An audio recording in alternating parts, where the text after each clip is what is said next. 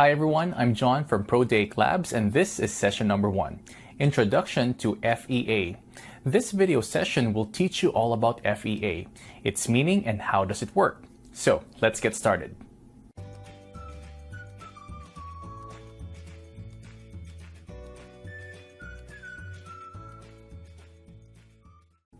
After completing this session, you'll be able to understand what's FEA, what areas can FEA be applied, and how does FEA work. So first, let's try to understand about finite element analysis. FEA can be summarized in 3 points. It's a numerical method, traditionally a branch of solid mechanics, nowadays a commonly used method for multi-physics problems. And the areas where we can apply FEA are structure analysis, for example, a cantilever, a bridge, an oil platform, and so on. Solid mechanics, a gear, an automotive powertrain, etc. Dynamics, vibrating structures or machineries, bullet impacts, etc. Thermal analysis, heat radiation of thin surface or thermal analysis or a PCB board. CFD, to understand the fluid flow pattern. Electrical analysis, piezo actuator, electrical signal propagation, etc. This is the time when we have to deep dive in FEA. FEA was originally developed to solve solid mechanics problems. Let us consider a solid object, but with known mechanical properties as shown here. This is under formed condition. Before we go further, let us define some concepts of FEA. First one is boundary. It's nothing but surface enclosing the geometry. Second is solid. It's interior plus boundary. Third is known as boundary condition. It can be defined as prescribed quantities, such as prescribed displacements and prescribed tractions on the boundary. We have a question here. What if we apply a force on this solid? What would be the values of the displacement, stress, and strain at each material point? We have some inputs in the form of boundary conditions, which have to be translated into desired outputs, and the output would be in the form of displacement, stress, and strain at each material point. So this is typical FEA problem. To answer this question, we need to solve some mathematical equations as shown here. We need to solve a problem consisting of total 15 equations, among which 9 equations are partial differential equations. Finding an exact solution is mission impossible. So, mission changes to find a solution that approximates the exact solution. And FEA is a numerical method that offers a means to find the approximate solution. Let us understand as how does FEA work. To do this, consider this integral equation. This equation basically represents area under the curve as shown here in the picture. And the exact solution works out to be 38 by 3, which is nothing but 12.667 for 3 decimal places. If we try to solve this using numerical method, we can do so by following the steps mentioned here. 1. Divide the interval of integration into n section. 2. Choose a function to approximate the variation of f, x in each section. The simplest such function is a constant function that equals to the value of fx at the midpoint of each section. 3. The product of this constant function and the length of the section approximates the integration of fx over this section. 4. Summing the products for all sections gives an approximate answer to the integration of fx over the range -1, 1. We have considered 4 different cases with a value of n from 1 to 4. As value of n increases, percentage of error decreases, which means finer mesh translates into more accurate results. Let's talk about the general procedure of FEA. As a first step, take the physical model and define the problem we are going to work on. It's basically conversion of a real-world engineering problem into an FEA problem. Next step is called Preprocessing, where we define the material properties, mesh the model, and apply boundary conditions on it. Next is FEA theory, where we choose approximate functions, formulate linear equation, and solve them. This is core FEA and involves mathematics. The last step is known as post-processing, where we have to obtain, visualize, and explain the results. So that was the procedure of FEA problem. Thanks, John, for taking time to explain core points of FEA. Now, I'll walk through some of the key assumptions of FEA. There are 4 types of assumptions in FEA that must be considered while performing any analysis. These assumptions are not comprehensive, but cover a wide variety of situations applicable to problem. First, assumptions related to geometry. Displacement's values will be small so that a linear solution is valid. Stress behavior outside the area of interest is not important. Therefore, geometric simplification in those areas do not affect outcome. Only internal fillets in the area of interest will be included in the solution. Local behavior at the corners, joints, and intersection of geometries is of primary interest. Therefore, no special modeling of these areas is required. Decorative external features are assumed to be insignificant for the stiffness and performance of the part, and these external features will be omitted from the model. Variation in the mass due to suppressed features is negligible.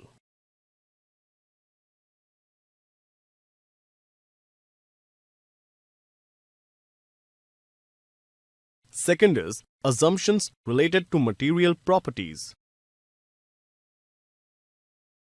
Material properties will remain in the linear region, and the non-linear behavior of the material property cannot be accepted.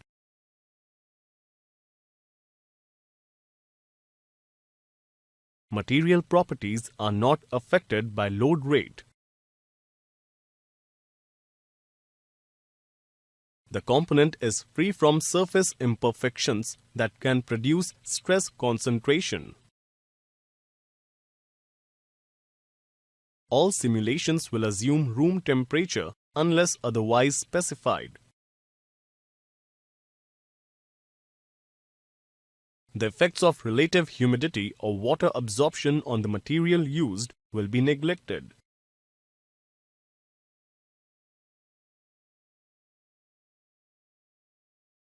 No compensation will be made to account for the effect of chemicals, corrosives, wears, or other factors that may have an impact on the long-term structural integrity. And third one is assumptions related to boundary conditions. Displacements will be small so that the magnitude, orientation, and distribution of the load remain constant throughout the process of deformation. Frictional loss in the system is considered to be negligible.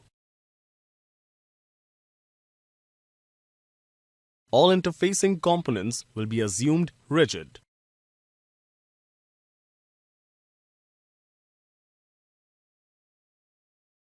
The portion of the structure being studied is assumed as a separate part from the rest of the system, so that any reaction or input from adjacent features is neglected.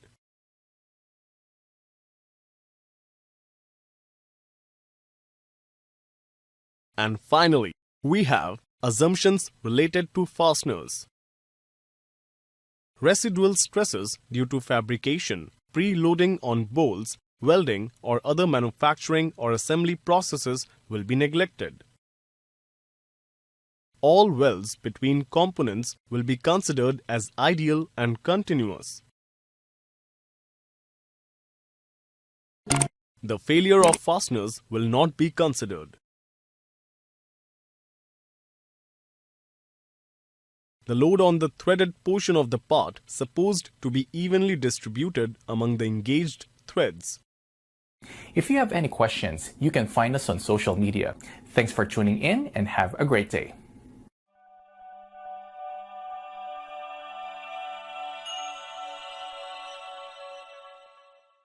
Hi everyone, I'm John from Protake Labs and this is session number 5, Generating Mesh.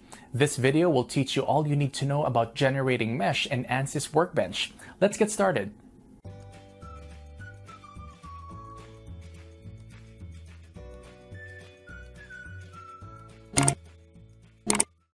What is meshing?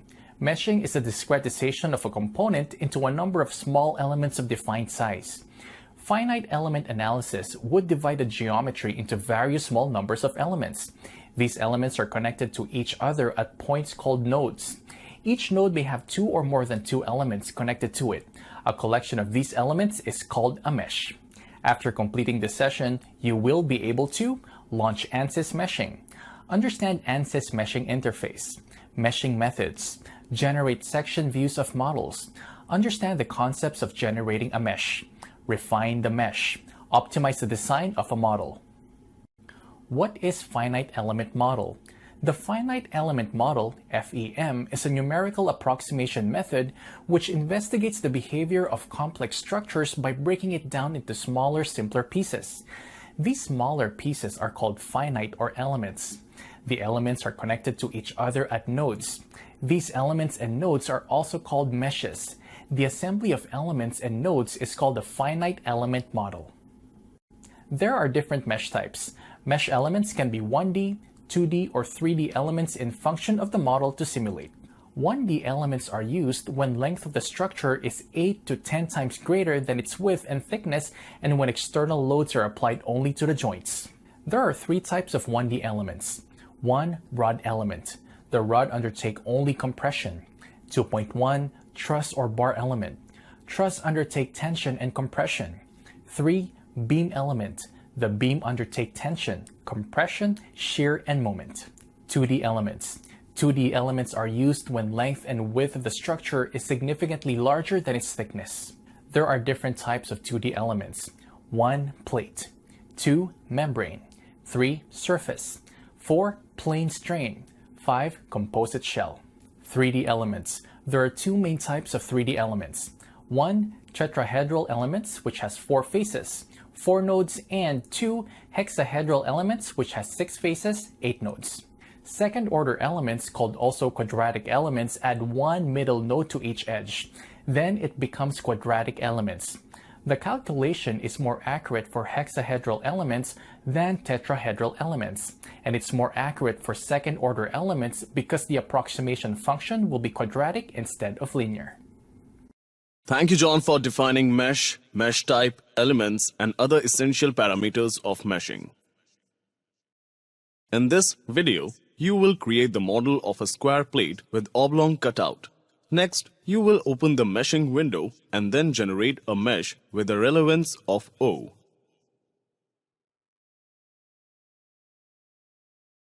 The following steps are required to complete this tutorial. Open ANSYS Workbench window and add the mesh component system. Create the model. Generate a mesh for the model. Create section view. Save the project and exit ANSYS Workbench.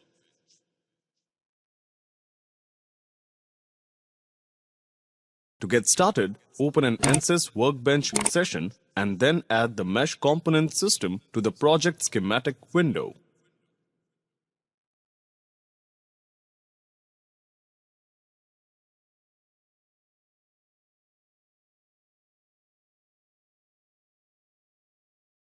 Next, rename the mesh component system as AM001.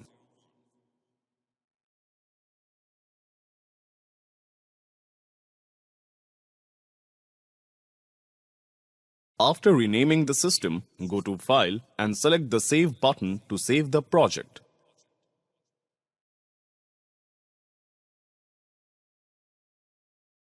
Choose your preferred location and save the project with the name AM001.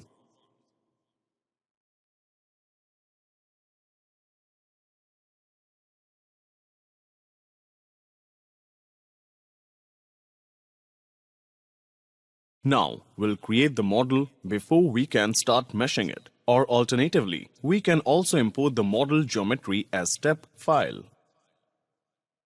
Now open the Design Modeler window to create the model.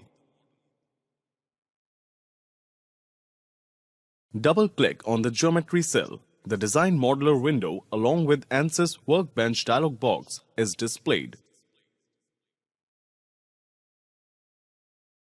Select Millimeter Radio button and then click OK to apply millimeter as the unit.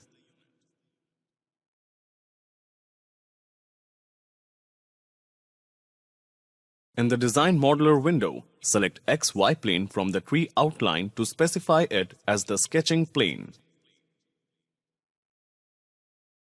Next, orient the plane normal to the viewing direction by using the Look At tool.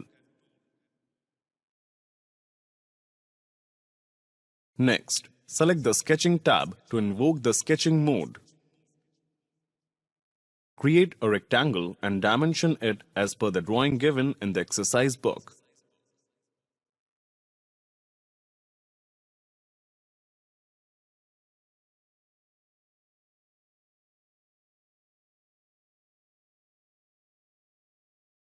Change the default dimension values for H1 and V2 to 50.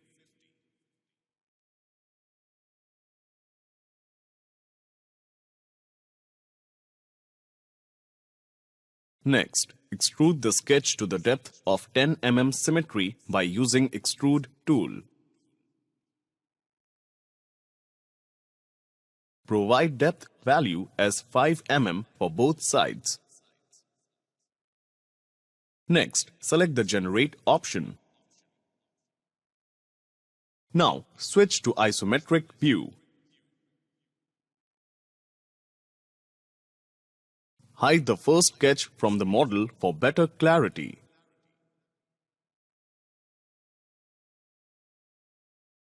Now, we need to create a new plane to add the second feature. We are going to create a plane on front face.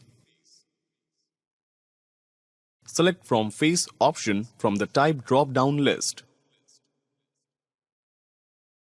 Click on yellow highlighted tab and select the front face. Click on Apply button. Click on Generate button now. Next, click on Look At tool. Now, we need to draw a sketch for a oblong cutout. Switch to the sketching mode and draw an oval on the model as per drawing.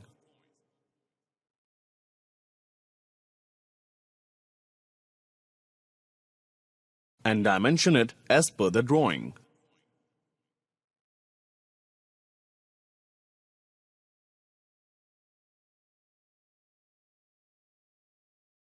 Dimension values are provided in the exercise book.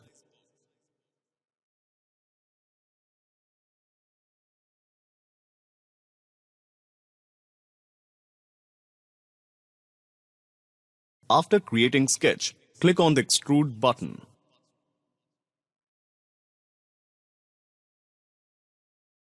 Then, click on Apply button. Next, select the Cut Material option from the Operation drop-down list.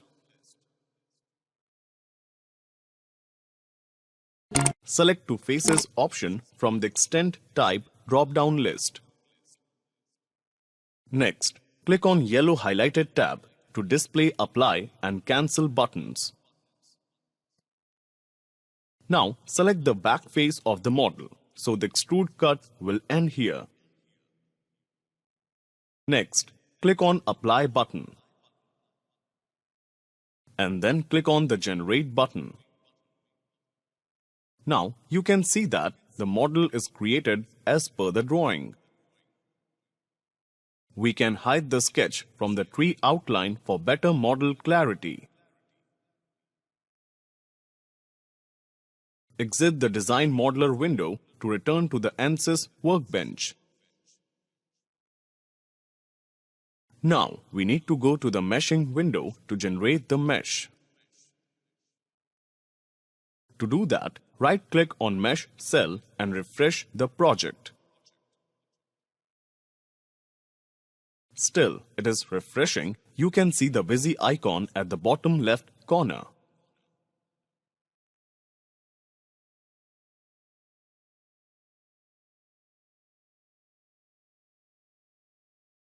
Next, double-click on Mesh cell and wait for some time for Mesh window to open.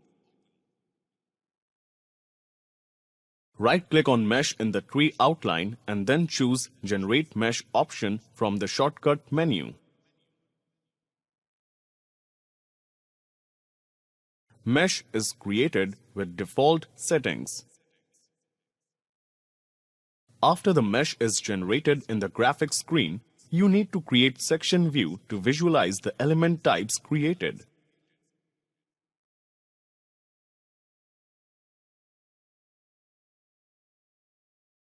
Now, right-click on Graphics window and select the option View and choose Front View.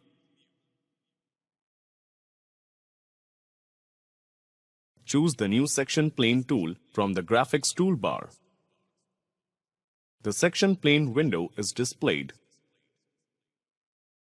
Next, click, hold, and drag to draw a horizontal line at the middle of the model. Section is created now.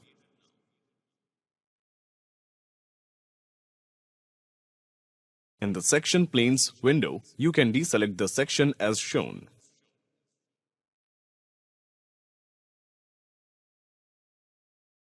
And also you can see the elements by clicking on Show Whole Elements options. Now, set the model to ISO view.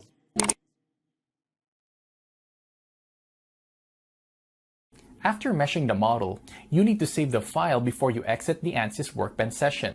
Thanks for tuning in and have a great day.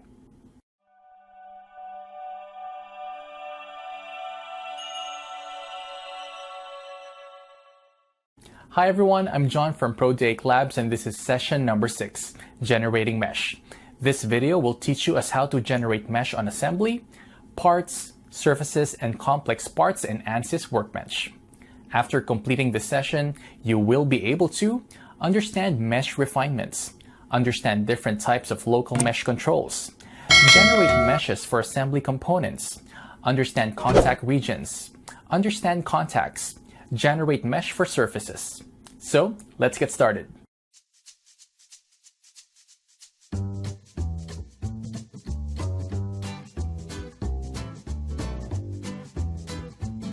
Thank you, John, for briefing on mesh for assembly and its important parameters. This video demonstrates the influence of different advanced size function options. To get started, add the Model Analysis System to Project Schematic window. Rename the system to AM003.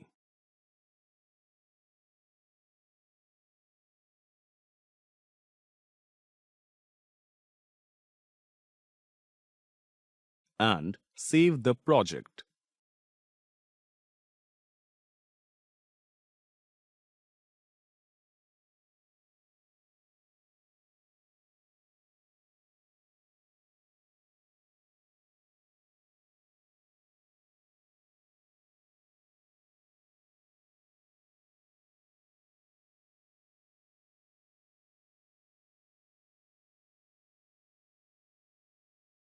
Now, we need to import the geometry AM003, which you have already downloaded from the ProDAC library.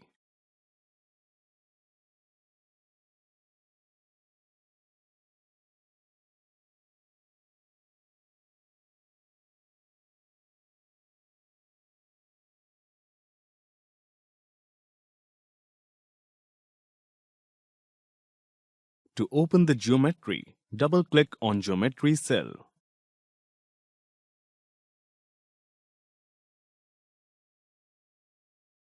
The Design Modeler window is opened with Unit Setting window.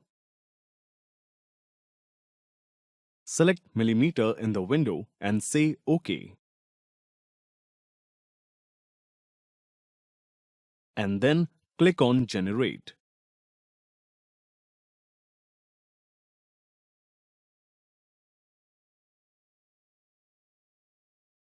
The drone assembly is displayed.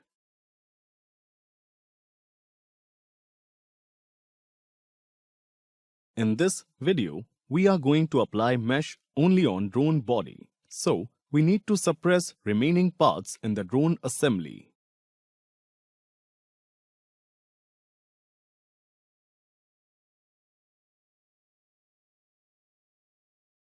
To do so, right-click on Graphical Window and choose Select All option. Next, hold the Control button and select the drone body. To suppress the parts, right-click on the graphical window and choose the Suppress Body option.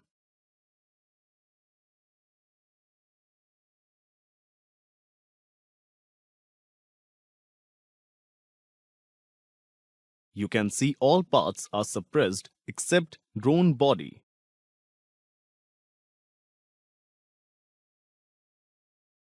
Now, close the Design Modeler window.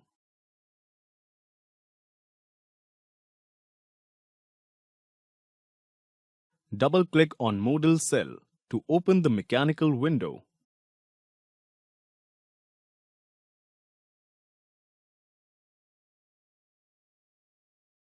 The geometry is loading in the mechanical window.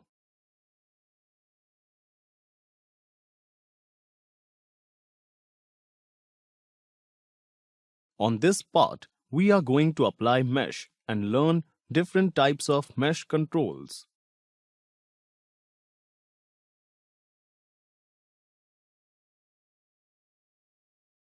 To get started, click on the mesh in the tree outline and the details of mesh window is displayed.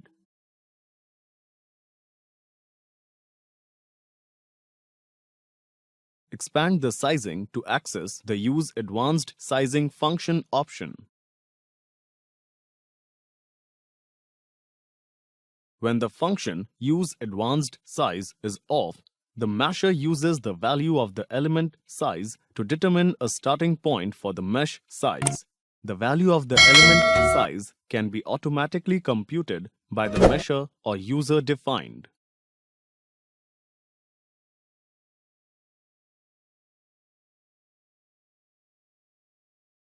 Set Use Advanced Sizing function to off.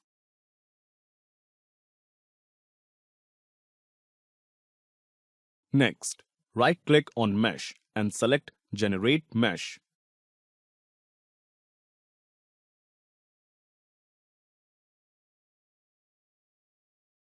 Since Advanced Size function is off, the mesh is generated without any size functions. Look at the radius surface. Notice how the curved surface is meshed.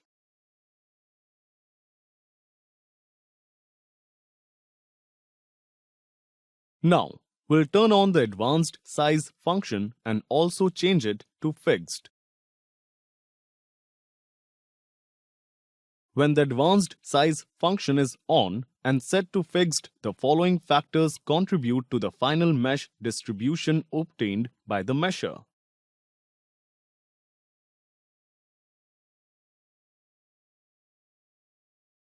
First, minimum size. Second, maximum face size. Third, maximum tetrahedron size. Fourth, growth rate. Set Use Advanced Sizing function to On, Fixed. Right-click on Mesh and insert Sizing function.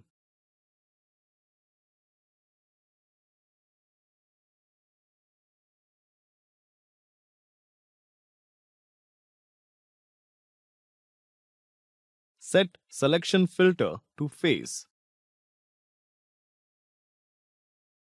Then, hold Ctrl key and select all radius surfaces one by one.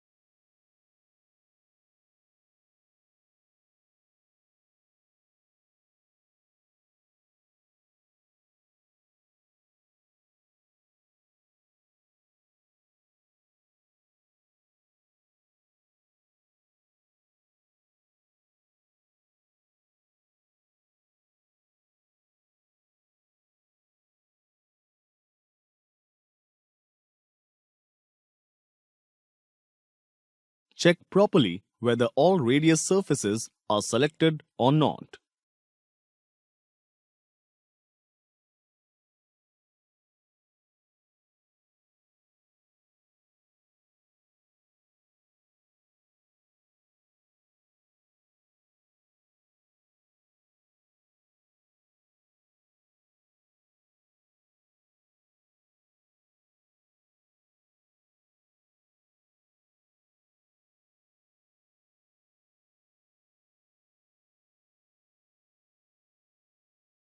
After selecting all radius surfaces, you need to click on Apply button.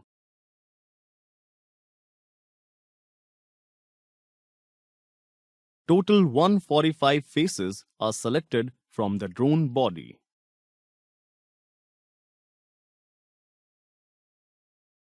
Set element size to 1.5 mm.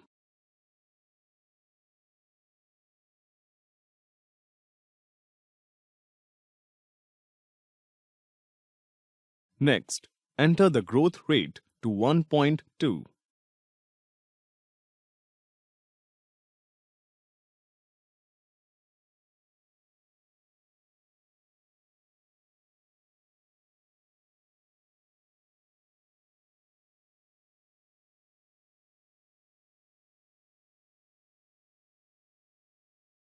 And generate mesh.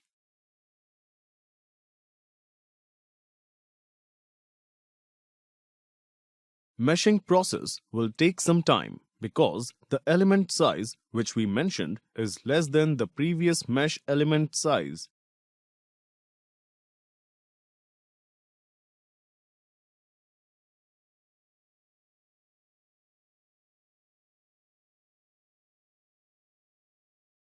Now, the mesh generation with on fixed advanced size function is completed.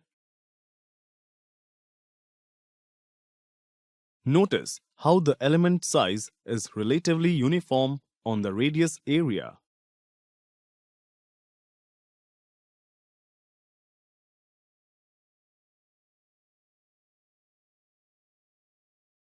Now we'll work on advanced size function in on proximity mode. The proximity size function allows you to specify the minimum number of layers created in regions that constitute gaps in the model. For the purposes of specifying a proximity size function, a gap is defined in one of two ways. First, the internal volumetric region between two faces. Second, the area between two opposing boundary edges of a face.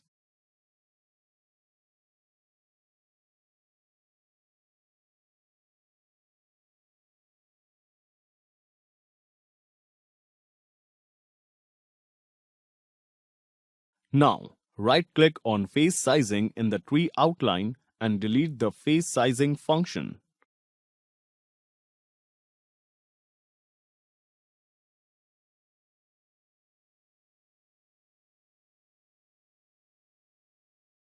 Set Use Advanced Sizing function to on proximity.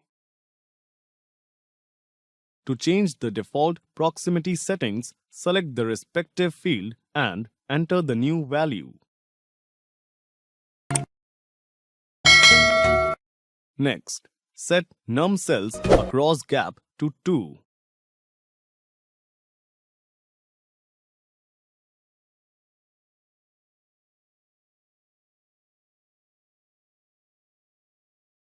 And click on Generate Mesh button. Generating mesh is in progress. Do not disturb the window while meshing process is on.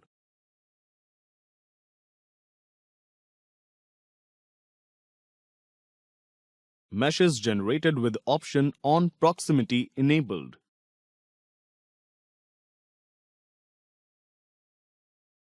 Notice that there are two elements across the gap over the curved area of radius.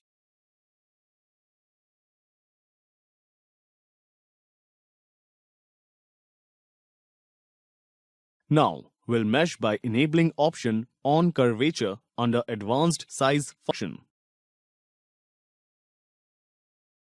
The curvature size function examines curvature on edges and faces and computes element sizes on these entities such that the size will not violate the maximum size or the curvature normal angle, which are either automatically computed by the measure or user-defined.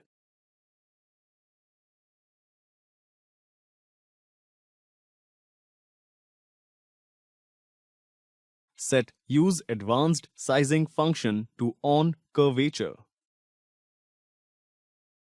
and thereafter generate mesh.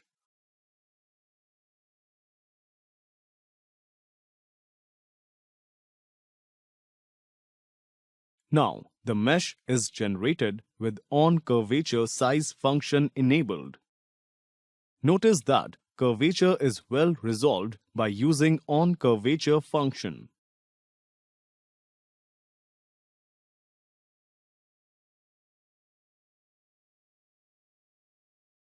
Now, we'll mesh by enabling option on proximity and curvature under advanced size function.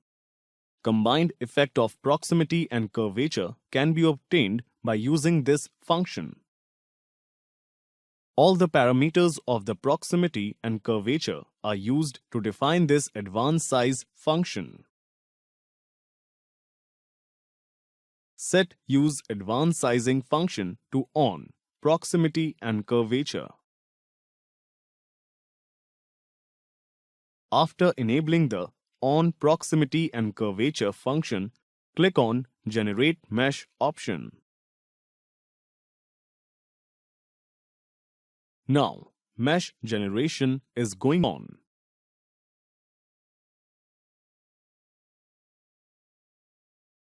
Notice that two elements across the gap and curvature is well resolved.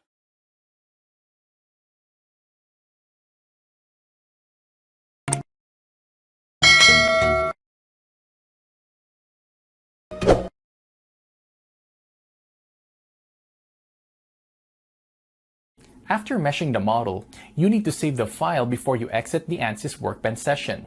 Thanks for tuning in and have a great day.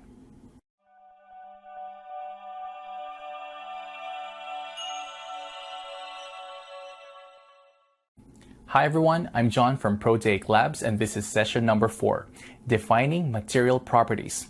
This video session will teach you as how do we define material properties in ANSYS.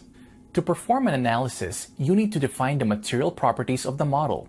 This video helps you to learn as to how to apply material properties on solid part and even in assembly. So let's get started.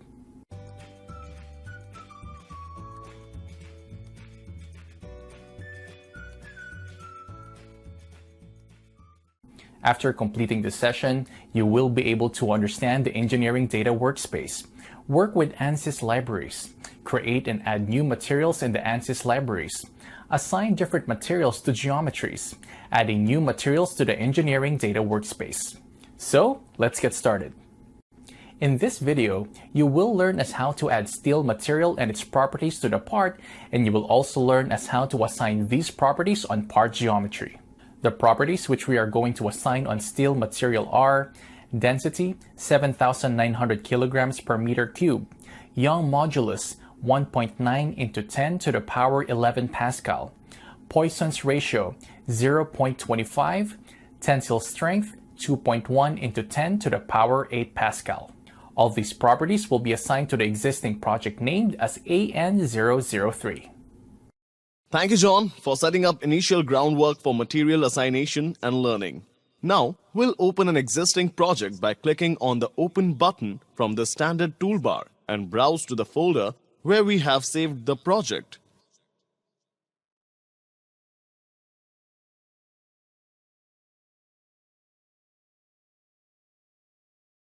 Now we need to add static structural analysis system, and you need to share the geometry created in the AN003 component system with an analysis system to assign material to it.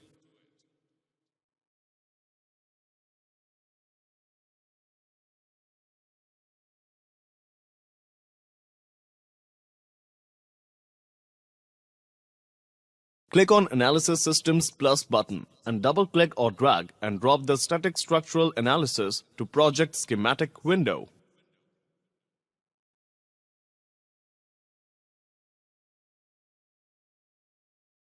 Now you need to drag AN003 geometry and drop it in Static Structural Analysis Systems geometry.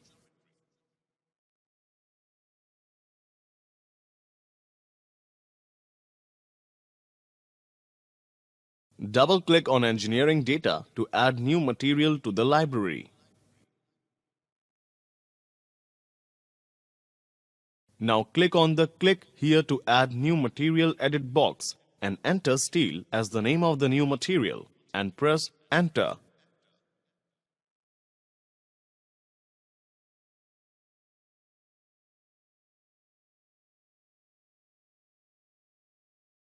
Here we need to add steel properties. Expand the Physical Properties toolbox and double-click on Density under the Physical Properties toolbox. Density is added to the Properties of Outline window that is displayed for the steel material. Type 7900 in the Value field and press Enter button.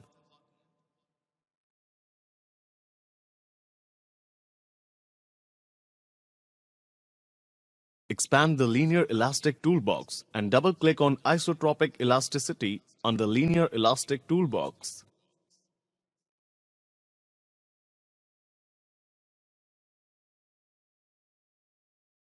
Expand the Isotropic Elasticity node under the Property field. 5 more rows are displayed under the Isotropic Elasticity node.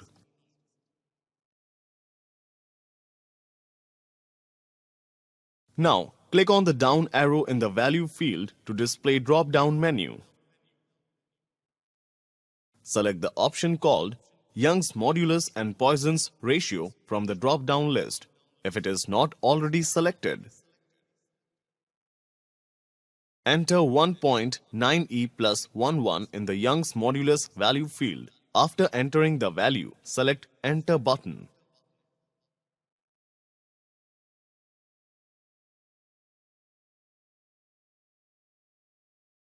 Enter 0.25 in the Poisson's ratio value field. After entering the value, press Enter button.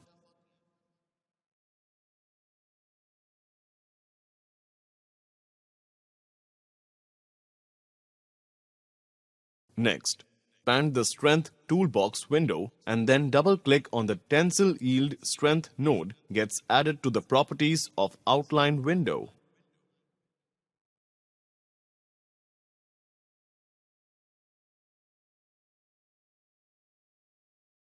Now enter the tensile strength value 2.1e plus 11. After entering the value, press the Enter button.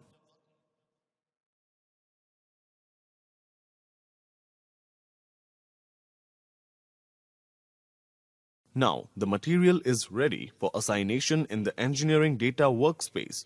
We'll assign this material to the model in the Design Modeler window. Click on the Return to Project button from the standard toolbar. The Project Schematic window gets displayed with the Geometry Component System and the Static Structural Analysis System. Click on the Refresh Project button in the standard toolbar to refresh the project.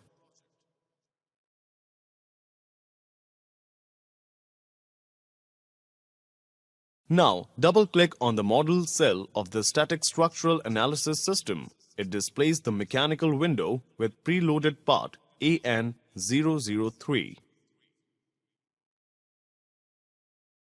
In the tree outline, expand Geometry and select Solid node under Geometry.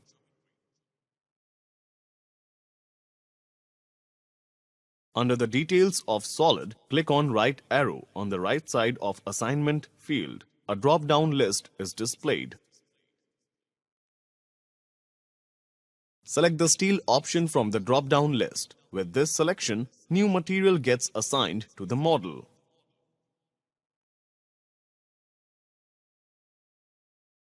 After assigning steel material to the project AN003, you need to save the model before you exit the ANSYS Workbench session.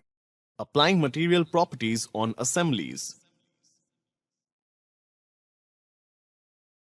In this video, you will learn as to how to apply different materials to different components of the assembly.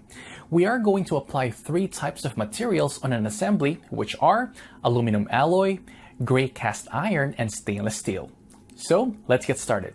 First, click on OK button to close the default Welcome window. Now, drag and drop Static Structural Analysis System to the Project Schematic window.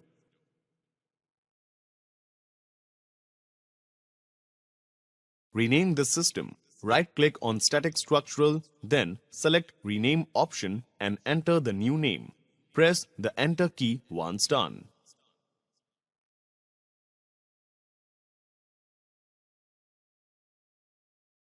Click on the Save button in the standard toolbar. The Save As dialog box is displayed. Browse to the location and create a new folder. Here, we have already created a folder with the name of the session 4. Open the folder and then save the project with the name MP003 and select Save button.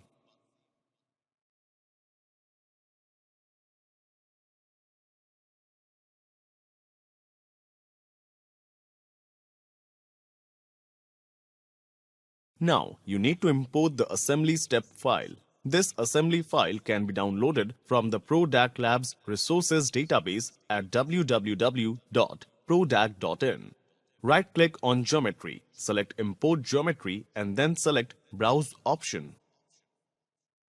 A pop-up window appears. Select the E100-043_asm.stp file from the library. Then choose Open button. Now the assembly file is loaded into Geometry. Double-click on the Engineering Data cell in the Static Structural Analysis system. Now the Engineering Data workspace is displayed.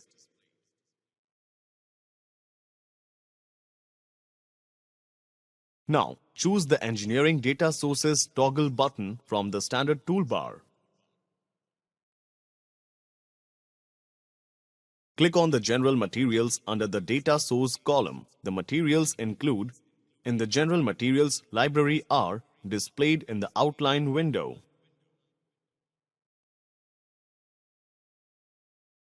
Click on plus button on the right of the aluminium alloy.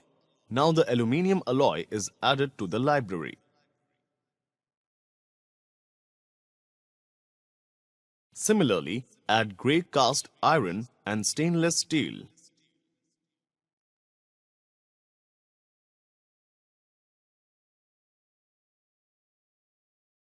Click on the Return to Project button, which directs to the Project Schematic window. Next, double-click on the Model cell in the Static Structural Analysis system. The mechanical window is displayed with the assembly model loaded into it.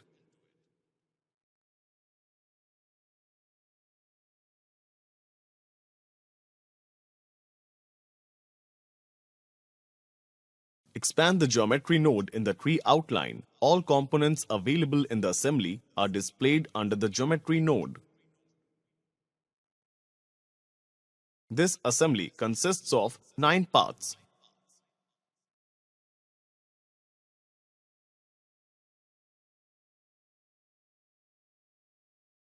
For first parts, that is E100-019, we need to assign aluminium alloy as material. So now select E100-019 part. Under the details of E100-019, click on right arrow on the right side of Assignment field. A drop-down list is displayed.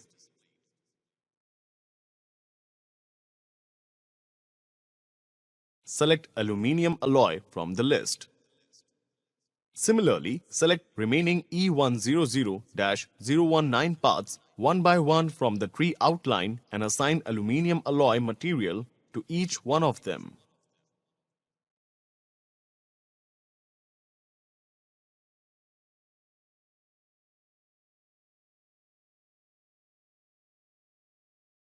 Now select E100-028 and E100-035 parts one by one and assign structural steel.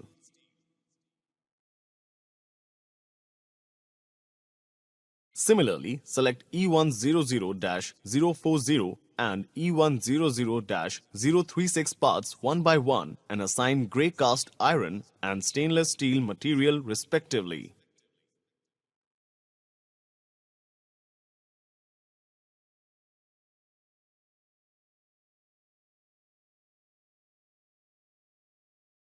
Now we have assigned 3 different materials on different parts of one assembly.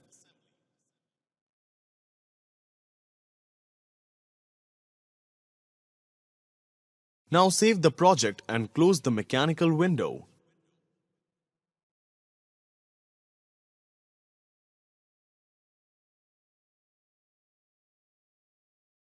After assigning materials to different components of part E100-043 step file, you need to save the files before you exit the ANSYS Workbench session. Thanks for tuning in and have a great day.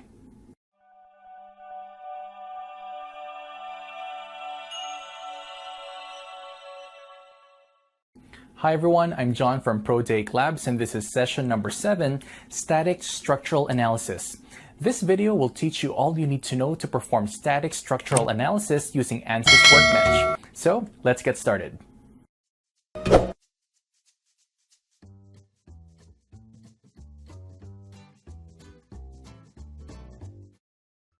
What is static structural analysis? Static structural analysis determines the displacements, stresses, strains, and forces in structures or components caused by loads that do not induce significant inertia and damping effects. Steady loading and response conditions are assumed. That is, the loads and the structure's responses are assumed to vary slowly with respect to time. A static structural load can be performed using the ANSYS. The types of loading that can be applied in a static analysis include externally applied forces and pressures, steady-state inertial forces such as gravity or rotational velocity, imposed displacements, temperatures for thermal strain. Let me explain this with the help of an example.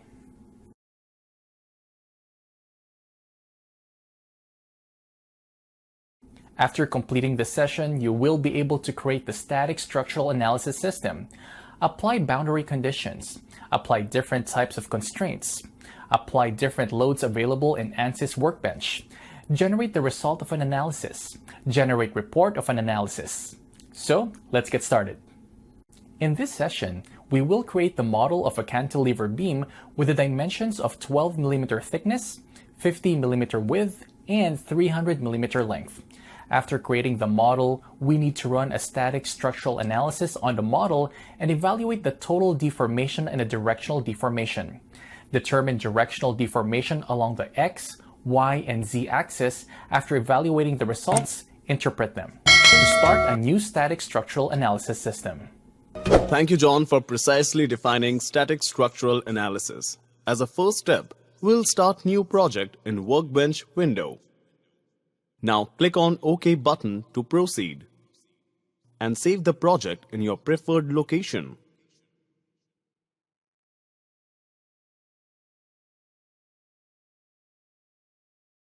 Name the project AS001 and click on Save button. Next, drag the static structural analysis system from the Analysis System drop-down menu and drop it into the project schematic window. Next, rename the system as Simply Supported Cantilever Beam. Now, we need to create a cantilever beam model as per given dimensions. To do so, double-click on Geometry. The Designer Modeler window is opened. Choose Millimeter from the ANSYS Workbench window. Next, select XY plane from the tree outline. You need to orient the plane normal to the viewing direction, so select Look At tool from the toolbar. Now, select the Sketching tab. and select Rectangular tool from the Draw toolbox. Then, draw a rectangular sketch and press Escape button to exit from Sketch mode. Next, assign the dimension to the sketch as per drawing.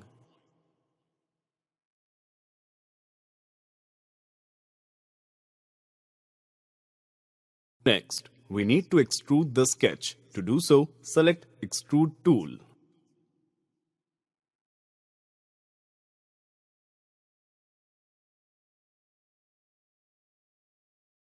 Enter the beam length 300 mm in the FD1 Depth Edit box under the Details View window.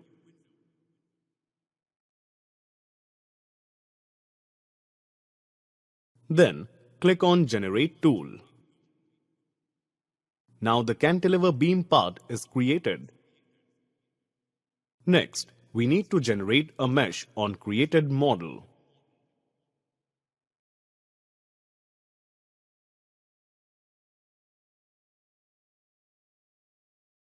Close the Design Modeler window now. After the model is created in the Design Modeler window, you need to generate the mesh for the model in the Mechanical window. Double-click on the model cell in the Simply Supported Cantilever Beam Analysis System. The Mechanical window is displayed.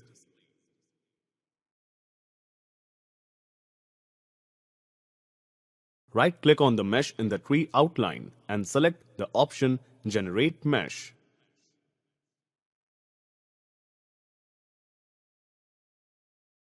Expand the Statistics node in the Details of Mesh window to display the total number of elements created. On doing so, you will find that the total number of elements created is 80.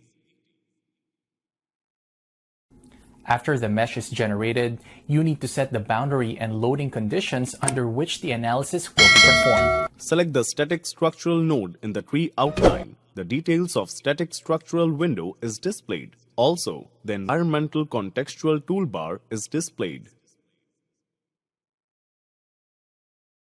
In the Environmental Contextual toolbar, choose the Fixed Support tool from the Supports drop-down. Fixed Support is attached to the tree outline. Also, the Details of Fixed Support window is displayed. Next, select the face of the model. The face turns green. Click on the Apply button in the Geometry Selection box to confirm the selection of the face is Fixed Support. The color of the face turns violet and a flag is attached to the face. After the boundary is defined for the model, you need to define the load for which the analysis is to be carried out. Select the Static Structural node in the tree outline to display the Environment Contextual toolbar. In the Environment Contextual toolbar, choose the Force tool from the Loads drop-down. Force is attached under the Static Structural node in the tree outline. Also, the Details of Force window is displayed. Force is known as the rate of change of momentum. In ANSYS Workbench, you can apply force load by choosing the Force tool from the Loads drop-down. Now, we need to select edge in the model, but I'm unable to select edge because Edge tool is not selected. Choose the Edge tool from the Select toolbar to select an edge from the graphics screen. In the graphics screen, select the edge just opposite to the face on which you have applied the fixed support. Choose the Apply button. The edge is selected for applying the force load. Next, select the Magnitude Edit box and then enter 500 as the magnitude of force load. The Magnitude Edit box is used to specify the magnitude for a vector quantity. Select the Direction Selection box to display the Apply and Cancel buttons. Next, select the vertical edge of the model. The direction selection box is used to specify the direction of a vector quantity. You can also flip the arrow to change the load direction by using Flip Toggle button. Choose the Apply button in the direction selection box. Now, pre-processing part is complete. Next, you need to work on the solution part of the analysis.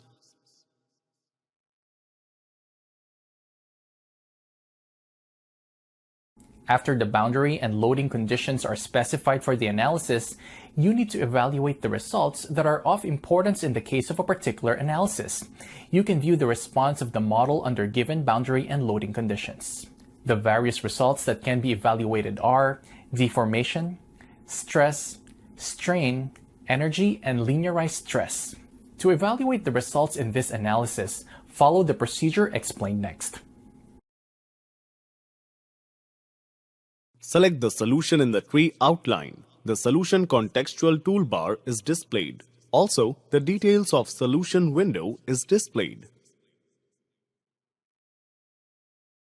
Choose the option Total from the Deformation drop-down in the Solution contextual toolbar. Total deformation gets attached under the Solution node. Also, the details of Total Deformation window is displayed. Next, choose the option Directional from the Deformation drop-down. Directional deformation is attached to the tree outline. Also, the details of Directional deformation window is displayed. A body is called to be deformed if its shape is changed temporarily or permanently. The temporary change of shape is known as elastic deformation, and a permanent change of shape is known as plastic deformation. In ANSYS Workbench, you can determine deformation in terms of total and directional deformations. Total deformation is the total change of shape in a given working condition. You can view the total deformation induced in any component by using the Total tool from the Deformation drop-down in the Solution contextual toolbar. Directional deformation is the total change of shape in the particular axis due to given working conditions. You can view directional deformation by using the Directional tool from the Deformation drop-down in the Solution contextual toolbar. Total deformation is the summation of all directional deformations produced in a certain region of the model. If deformation in x-axis is ux, deformation in y-axis is uy, deformation in z-axis is uz, then the equation describing the total deformation is u is equals to square root of ux square plus uy square plus uz square.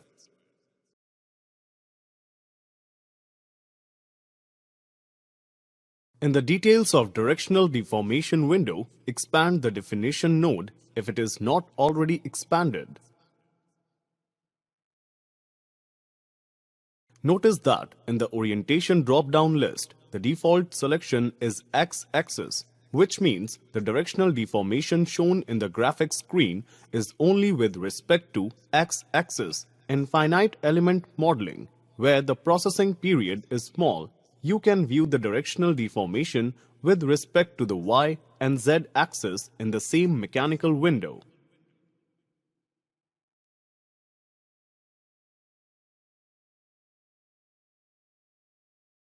Next, select the y-axis from the Orientation drop-down list.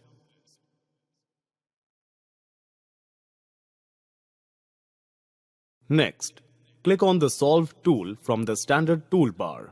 The directional deformation with respect to the y-axis is displayed in the graphics screen.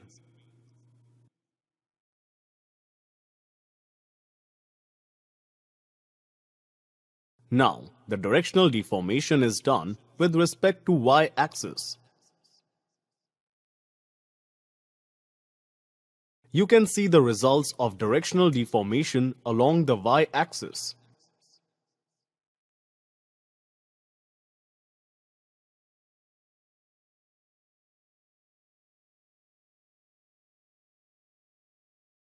You can also check the deformation by playing animation.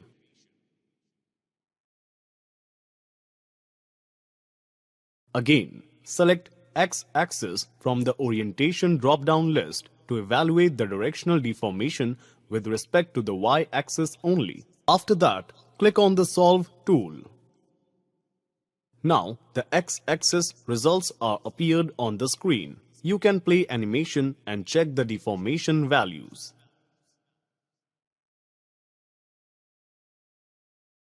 Now, if you again have to view the result of the directional deformation along with Y-axis, you have to repeat all steps again. This would result in more processing time as taken earlier. Therefore, it is recommended to create a duplicate of existing system so that you can view the result again and again at any time without repeating the steps.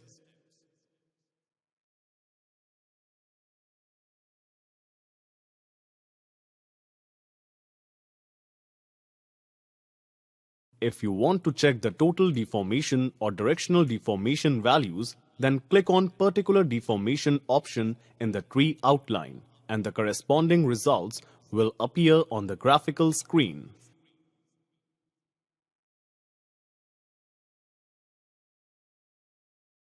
After evaluating the results, we will learn duplicating the system. To do so, switch from the mechanical window to workbench window.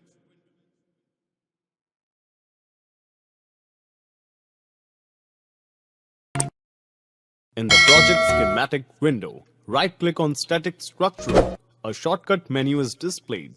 Choose the Duplicate option from the shortcut menu.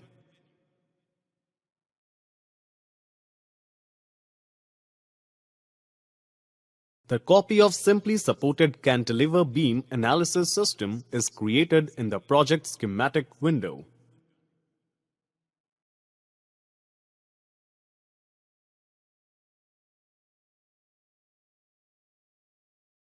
Next, rename the system as Simply Supported Cantilever Beam 2.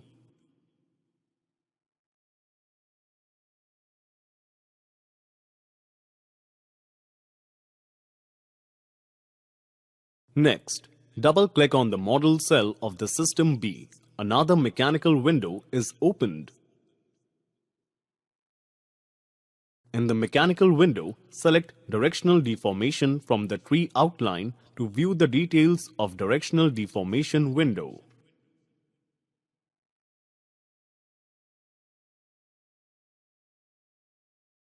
Next, select Y-axis from the Orientation drop-down list. Click on the Solve tool in the standard toolbar to solve the analysis for the directional deformation along the Y-axis. And you can see that the green tick mark is placed before the components under the solution node in the tree outline, indicating that all results are evaluated.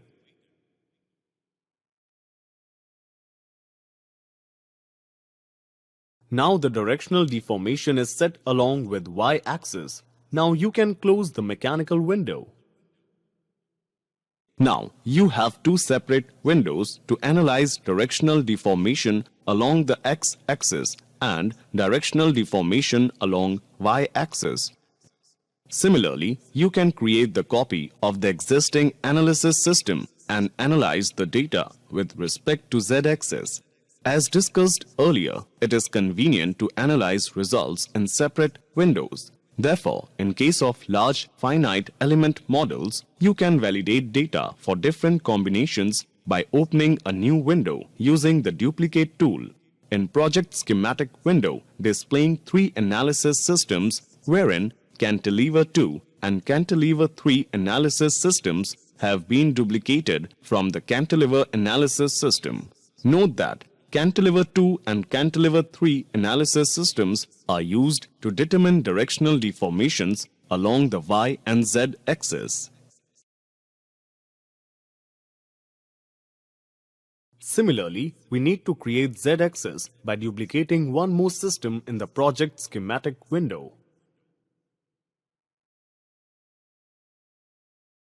System C is added in the project schematic window. Next, rename the system as Simply Supported Cantilever Beam 3. Next, double-click on the model cell of the System C. Another mechanical window is opened. Again, select the Directional Deformation from the Tree Outline to View Details window. Next, select Z-axis from the Orientation drop-down list. Click on the Solve Tool button from the Standard toolbar to solve the analysis for the directional deformation along the Z-axis.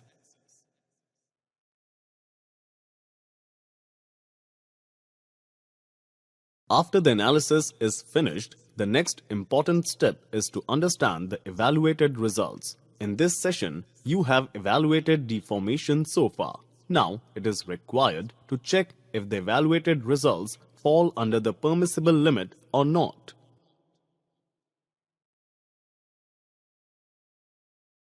To do that, select Total Deformation under the Solution node in the tree outline. The total deformation of the simply supported cantilever beam 3 is displayed in the graphics screen. Also, the corresponding legend is displayed in the graphics screen. The legend has colors arranged in a band from top to bottom, depending upon the type of analysis and the parameters evaluated. Each color will indicate a different value. The typical legend displayed when total deformation is selected from the tree outline.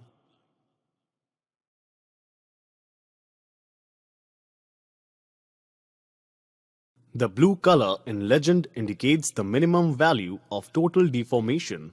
If it displays 0, which means there is no deformation in that region.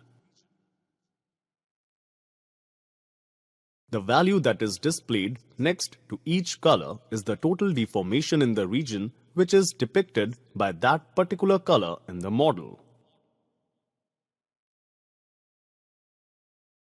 The red color denotes the maximum value of the total deformation.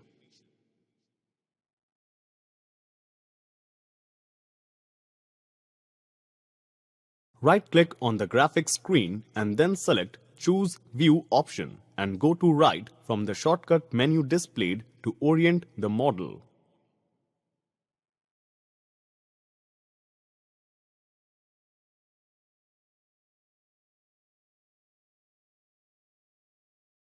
Select the Show Undeformed Wireframe option from the Edges drop-down list in the Result contextual toolbar to visualize the extent of deformed shape.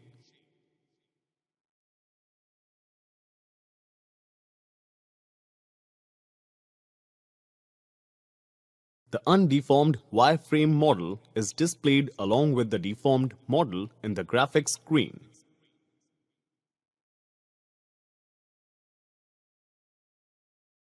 Similarly, to show the elements that are created after meshing in the deformed shape of the model, select the Show Element option from the Edges drop-down list.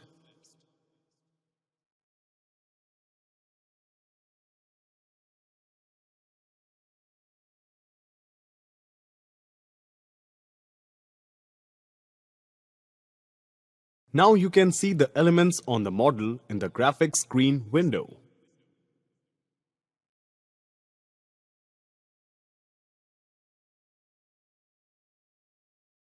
To view the transparent mode, select the Show Undeformed Model option from the Edges drop-down list.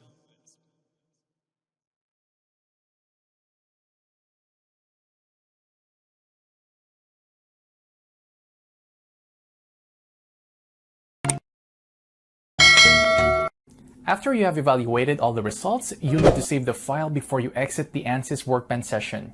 Thanks for tuning in and have a great day.